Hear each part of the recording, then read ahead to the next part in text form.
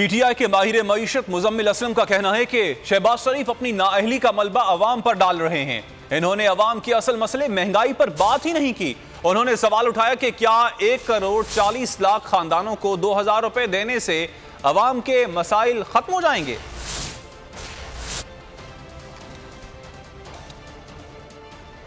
आज का जो इनका खिताब था वो निहायत ही जिसे कहते हैं कि मायूस कुन था। महंगाई पे तो कोई बात नहीं कर रहे, वो कह रहे हैं उस महंगाई का तोड़ है कि हम 2000 पे 1 crore 40 lakh Benazir income support programme के लोगों को देंगे।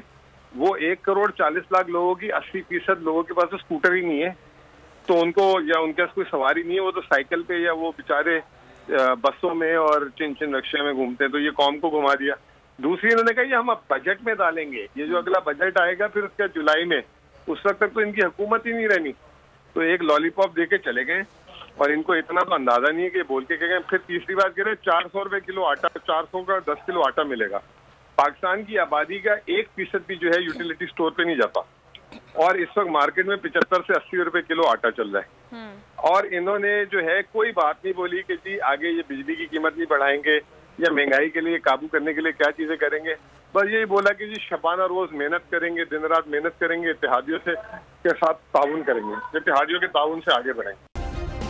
सब्सक्राइब करें और बेल दबाएं ताकि कोई खबर रह न जाए।